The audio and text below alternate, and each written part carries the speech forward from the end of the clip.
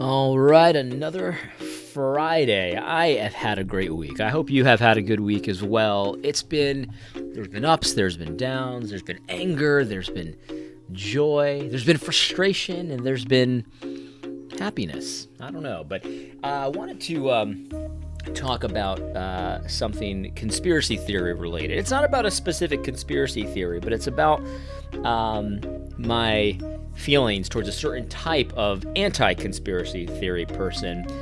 And I'll just give you my take on it, and you can do with it what you please. I did a few interesting polls this week. I think they were interesting, and one in particular has yielded some interesting results. Early in the morning, I said that where was it? I should have been prepared for this. Okay. In your opinion, do you view modern evolutionary biology as a deliberate attempt to replace God's creation account with a replacement myth? And almost 90% of you said, yes, you do. You think that the story of evolution and the science of evolution is an attempt by the scientists to try to replace God in the story of creation. They want to have a different creation story. And so they've come up with this science to explain how we got here and why we're here and all that kind of stuff. 90% of you think that. And that's interesting because that would require a lot of scientists sort of, seeing what they want to see. You know what I mean? Because obviously, if evolution is not true, if that's not how we got here, there's a whole lot of people making a whole lot of money and doing a whole lot of research that is ultimately incorrect. But they've got ways to make it seem really correct to a lot of people. That's interesting. That is personally my opinion. I think clearly evolutionary science is an attempt to replace God as the creator, and so the science is false and the conclusions are false and all of that kind of stuff. Which kind of sounds strangely like a conspiracy theory to me, but I'm just a regular guy. What do I know? 90% of you agree, though, that modern evolutionary biology is a deliberate attempt to replace the creation story in Genesis. Then later in the day, I asked the same question, except I replaced modern evolutionary biology with modern astronomy. So I said the science of astronomy and some of the conclusions that they reach and stuff like that, is it a deliberate attempt to replace the fact that the heavens declare the glory of God with a different kind of declaration? Now, I don't know what that declaration is. I'm just saying it's a replacement.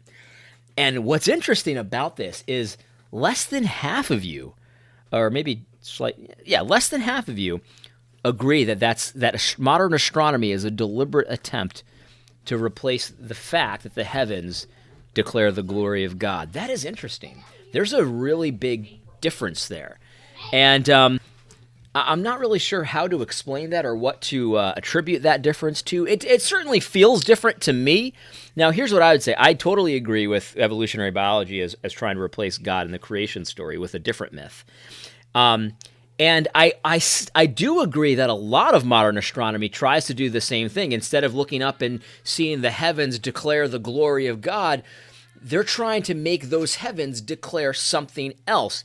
So I would have voted yes on this one as well, but it certainly seems different to me. I don't feel as strongly about it, and I don't feel as sure about it, if that makes sense. And I think that is reflected by a lot of you, how you probably voted in both polls, and less than half of you think astronomy is the same way. Like, I saw a lot of people trying to explain this, and I liked all of your ideas. I thought there was some truth in a lot of your ideas. If you want to find out why, because I said, why do you think there's such a discrepancy here on my Twitter?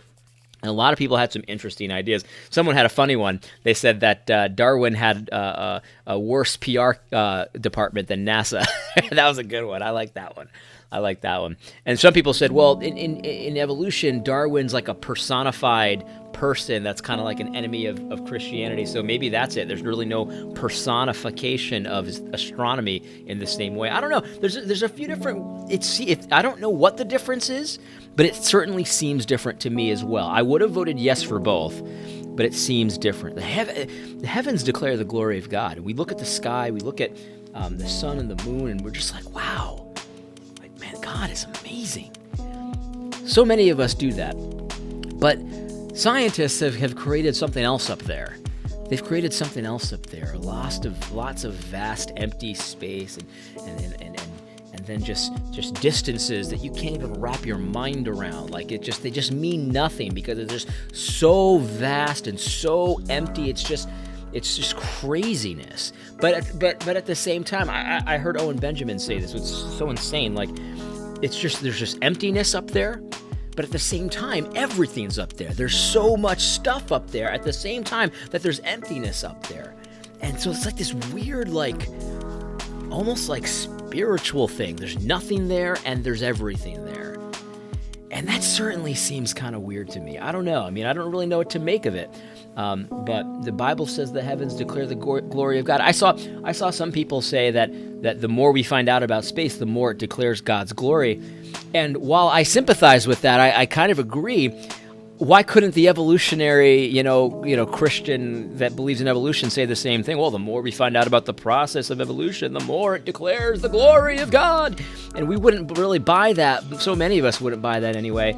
But yet they could say the same thing that we say about astronomy. So I don't know. It seems different to me.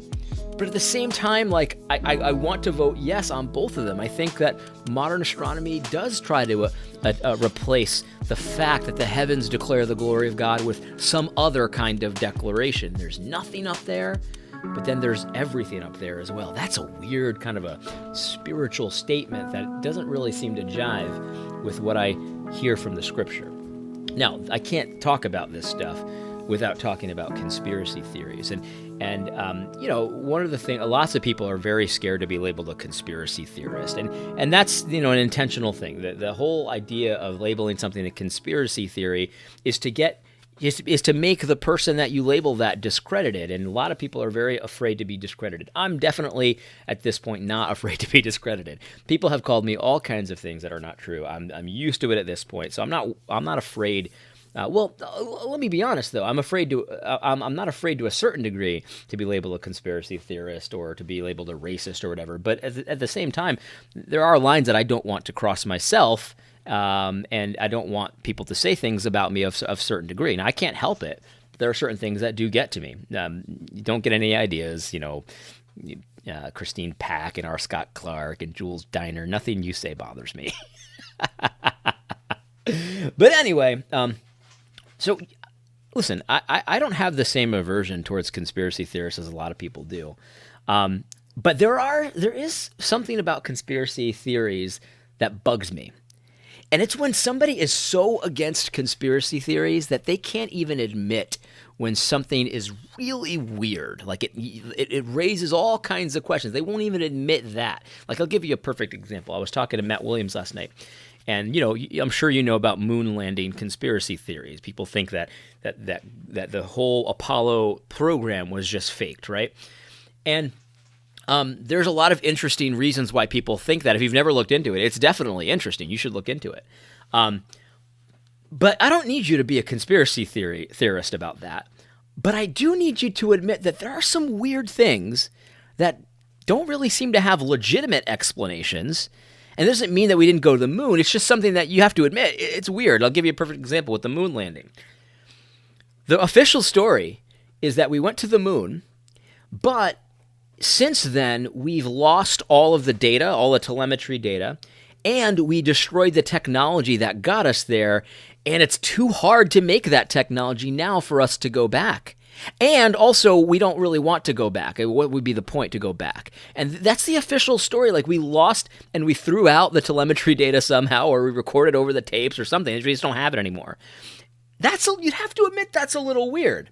And then, of course, the idea that we wouldn't want to go back to the moon. Oh, it's just a dusty, it's just like Arizona. It's just dusty. No, there's nothing up there. Why would we want to go back up there? That's a little weird thing to say from people who will simultaneously tell you that us getting there was the most important achievement man has ever accomplished.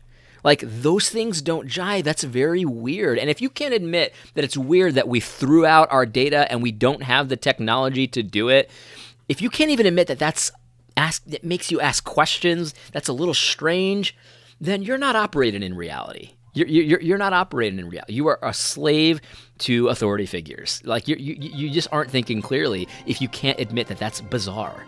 You know what I mean? And another perfect example that I've been using is the Epstein stuff. You know, if you don't think that like this guy gets caught for being a pedophile, he's got all these important friends, people that have a lot to lose that were with him on his pedophile airplane and this pedophile island. Then he gets thrown in jail, and then he mysteriously the cameras don't work, and he ends up killing himself, right? Like, if you don't think that that's just like a bunch of coincidences, that's a little strange. It makes you want to ask some questions. Like, that's not something that raises eyebrows for you. Like, you're not operating in reality. You're just not. And so when it comes to conspiracy theory, you don't need to be a conspiracy theorist with me. But if you're so against conspiracy theories that you can't even admit that something's a little strange, like, you've got some problems. You just listen to daddy a little too much. You know what I mean? You just believe everything that you're told. You're naive to the highest order. I think this about atheists too. You know, people that don't believe in God, and you're telling me that the sun is way bigger than the moon, but when you look at them in the sky, they're like basically the same size. So much so that we can have eclipses, that the moon passes in front of the sun and it blocks out all the light. Like, that's a pretty big coincidence that you're telling me these things are different sizes, but yet they look exactly the same in the sky. And the reason is, of course, that the sun is, 400 times further away than the moon, even though it's 400 times bigger. So the ratios are almost perfect. So they look exactly the same size in the sky. And I'm going to relate this to my social justice content and the SBC content. You're going to tell me, if you're one of these guys that heard about, Al Mohler firing these conservatives, and then trying to twist their arm to sign an NDA by kind of withholding benefits unless they did. If you're not even willing to be honest enough to say that stinks, that's weird that a Christian would want him to would fire someone and then want them to sign an NDA in order to get benefits. Like, if you're not even willing to say that's a little odd, we should probably look into that. You're not operating in reality. You're not operating in reality. Please come join us. It's fun to operate in reality. It's really relaxing to know that you don't have to lie about things. When things are strange, you can say, yeah, that's strange. You don't have to come up with weird theories and stuff like that. You can just say, hey, guys, can we get to the bottom of this? That's actually a really nice place to be. Can we just get to the bottom of this? Anyway, I hope you found this video helpful. I hope you enjoy your weekend. God bless.